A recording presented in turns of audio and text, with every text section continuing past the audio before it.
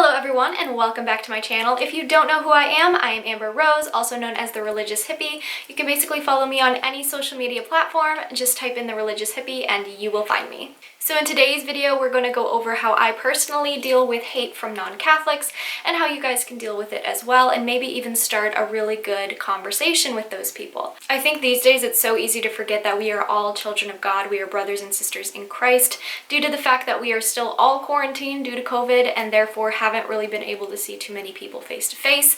So really the only connection we've had to them is over the internet. But hopefully these tips will help you guys actually have productive conversations with non-Catholics.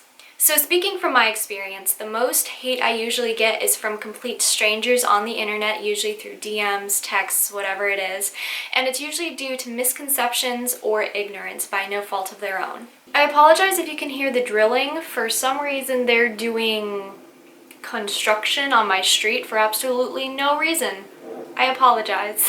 Now, it's important to remember that non-Catholics usually have misconceptions about the Catholic faith drilled into them from a very young age, whether this is from their parents or from their church. I can't tell you how many Protestant parishes I've gone to where they've bashed Catholics on grounds that weren't even relevant and really didn't make any sense as a Catholic. I mean, you can make these arguments in your head because, you know, I was already educated and I know these things, but hearing it from a pastor who had no idea what he was actually talking about was really disheartening, and I started understanding a little better why these people had such a hatred for the Catholic faith. I mean, if they were constantly being fed this garbage, no wonder they hated us. So sometimes that drilling is so extensive that they actually do form quite a bit of hatred for the Catholic faith, and that's why they think they're doing such a good deed when telling us that our faith is from Satan and we're going to hell, which obviously is not acceptable in any religion. You should not be telling people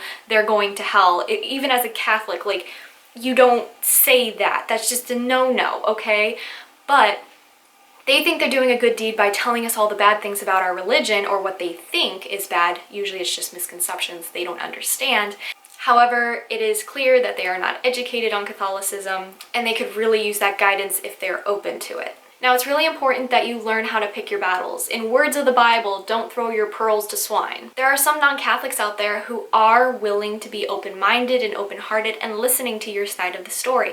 However, there are other non-Catholics out there, and even Catholics, who will pick fights with you, and in those cases, it's better to just ignore those types of people and pray for them in private. Now, I've been blessed because even though literally all my friends are Protestant or a different denomination of Christianity, including my boyfriend, they're all extremely loving and open-minded and really inquisitive and willing to actually learn. So if you're lucky enough to have people like that, keep them close because they are some of the best friends you can find. Okay, so with all of that being said, let's move on to some of my tips for you guys. Okay, number one, as I stated before, pick your battles wisely. Sometimes it's better to ignore people who are just looking to pick a fight and pray for them in private than it is to actually engage in a conversation with them.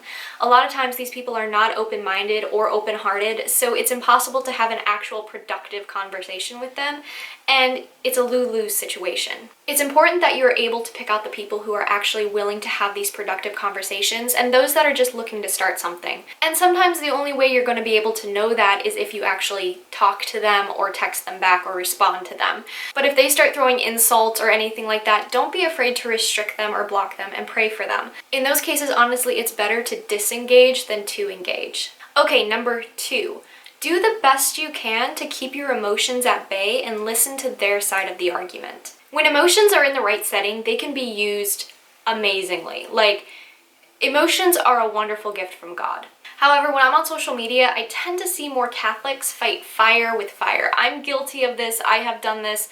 Sometimes I don't have the patience and I should really stop myself before responding to somebody. But of course, I'm not perfect and I fall short of this as well. But basically the point is that we tend to get extremely defensive when somebody questions our faith. And I want to clarify something here. Defending the faith and being defensive are two completely different things. We can defend our faith without getting into a heated argument and without becoming defensive. You see, when we become defensive, we become less open-minded and more rigid, and we're less likely to have an actual productive conversation conversation. So do your best to keep the negative emotions at bay. You can do this by setting down your phone if it's an internet conversation, or shutting off your computer, going for a nature walk, praying about it, maybe watching a cartoon, have some tea, read a book, do something different for a little while, give yourself some time to process the question or the remark, and then if you feel you are in the right headspace to respond.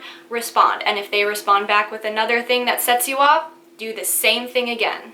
In my experience with random strangers on the internet who are not Catholic, they tend to attack rather than discuss. But if you are faced with people like that, and you are able to keep your emotions at bay and really prioritize refuting their misconceptions and lies and everything like that, then amazing, continue that conversation. But if you're more like me, who tends to be a bit more emotionally inclined, take a break, take a breather, walk around the block, do some push-ups, do something, take your mind off of it for a little bit, and then come back with a fresh mind and see how you can approach this situation. Because at the end of the day, it's better to have one person be level-headed than neither. Okay, my second tip for you guys is don't be afraid to ask questions. By asking questions, we can really gauge where they're coming from and understand the extent of their knowledge on Catholicism. It's also important for them to be questioned, just because it really makes them think about where their answers came from. Did it come from a reliable source, or was it just something they were taught from a very young age that might be outdated and completely wrong? I've personally found these two questions the most helpful. The first question is, why do you believe that? And the second question is, where did you get that information from? Those two can really lead to a good, productive conversation. Okay, so the fourth tip I have for you guys is have some resources ready in a saved document. In general, it's always good to have Catholic sources and topics, organized just for emergencies. Maybe you're unable to respond to a person right away, but you still want them to read about this topic, or maybe there's a book or a website or a video that can explain it better than you can, or maybe you'd just be repeating them, so it would be better for them to just watch that video. Well, in that case, it would be good to already have a document of saved topics and sources. Some of these topics could include, why we do infant baptism, where it comes from the Bible, why it's needed for salvation. You could talk about the Eucharist and Eucharistic miracles. You could also talk about Marian apparitions, things like that. So make sure that you have certain sources documented already and saved in a file, so you can access it and just send it to that person. And if they have more questions afterwards, hopefully they're simple questions that are easy to answer. And I'll also be linking a bunch of apologetic YouTubers and books that I enjoy down below. So my fifth tip for you guys is to become educated in Catholicism. You see, when we become knowledgeable and confident in our faith, we're less likely to see those defensive emotions rise up in us, because we know at the end of the day, even if this person doesn't believe us, we know what is truth, and it's less likely to kind of shake us at the end of the day. So here's some questions I was asked a lot from non-Catholics, and I think are extremely helpful for us to know as Catholics, because I thought about these and I'm like, I've never answered these questions before. I should probably get on that. So here's some, if you guys haven't thought of these before. Write them down and make sure you know the answers to these, because these are important. Number 1, why are you Catholic? Number 2, why did you become Catholic? And number 3, why should someone else become Catholic? And don't just say it's because Jesus Christ established the Catholic Church in 33 AD, because non-Catholics don't believe that. So you have to be specific. 2 more questions that I think would be really helpful for you guys is, do you know why we practice our faith the way we do? And what are you uneducated about in Catholicism? Actually, speaking of apologetics, I am going to find my apologetic books so that I can give you guys some recommendations, and they are linked in the description, of course. Okay, so I have my apologetic books. Obviously, I think I've mentioned some of these before, but they're still my favorite, and that is the Catechism of the Catholic Church. Every Catholic should have one of these. Meeting the Protestant Challenge. However, I noticed that this one's very repetitive of the Essential Catholic Survival Guide. So honestly, you'd be fine just getting the Essential Catholic Survival Guide, because they kind of repeat the same things in this one. So those 2 are really good books though. The The next book I suggest is the Beginning Apologetic series. They are really cheap. They're like $5 on Amazon. You can probably find them at your local Catholic store. So this specific one is about Our Lady. This is number 6. There's a whole series, and I'm linking them all below. It gives really great biblical references as to why we believe things.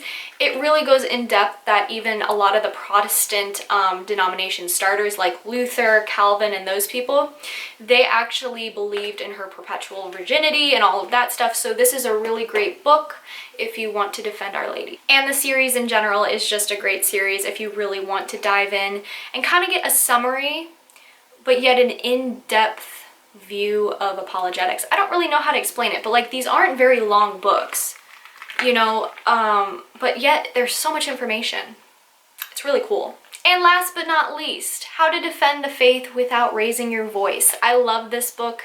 I am not done with it yet, obviously. It's still pretty brand new, but I love this book. It really gives you some insights on how to calmly deal with Catholic hate and how to get people to understand our perspective. So basically, those are my apologetic books that I suggest. If you guys suggest any, post them below. I'd love to see your guys' suggestions. Okay, so moving on. Number 6. If you don't know something, be honest with them. If they ask you a question and you really don't know the answer to it, don't make something up. Don't pretend to know. Be honest with them. Tell them that like, hey, I don't know the answer to this right now, but can I talk to you later or can I email you back? Making stuff up isn't going to help your case in any way.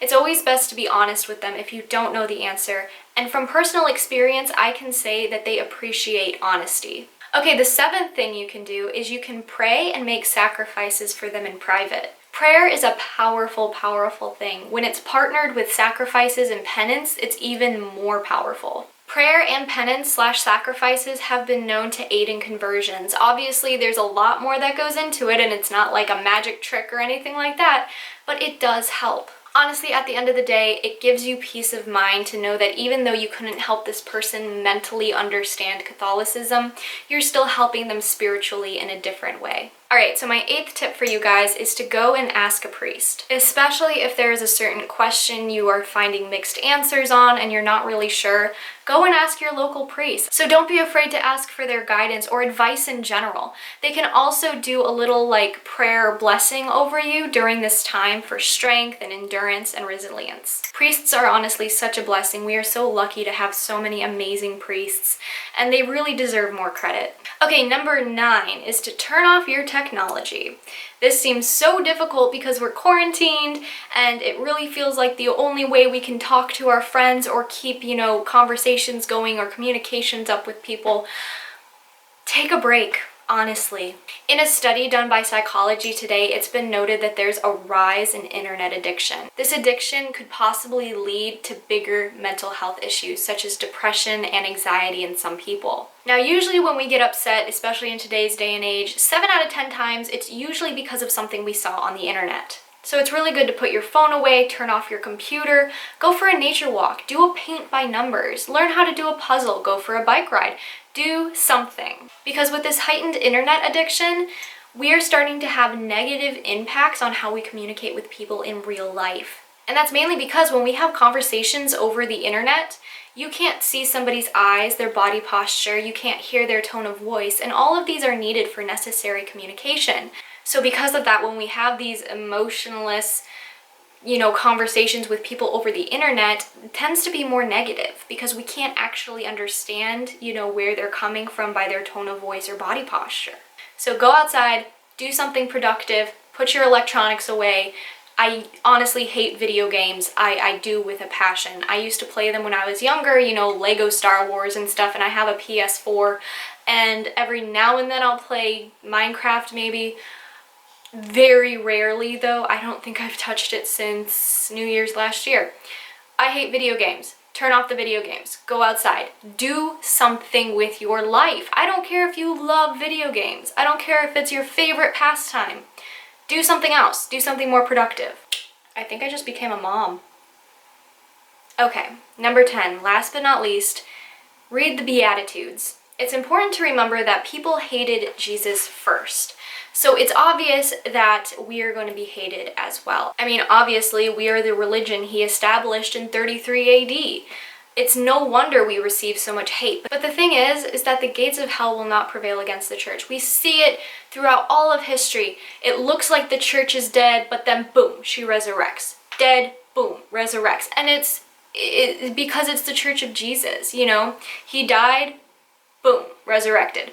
And the same thing is with his church. The church will never die. It might seem like it. They might go underground for like a couple years or something, but then boom, resurrected. And that's how it's been for many, many, many centuries, and that's how it'll continue. And I think we're kind of seeing that today in 2020, honestly. So remember to read the Beatitudes if you ever feel like you're getting down on yourself, or you can't go through with this, or you get tired of sharing your faith because of all the backlash and hate. Just know that they hated Jesus first. Okay, with all of that being said, I hope you guys enjoyed this video. I'm sorry the light literally just went going the whole video, but hopefully, you know, for the most part, the lighting was okay. And I will see you guys in the next video. Have a great night, guys. Bye.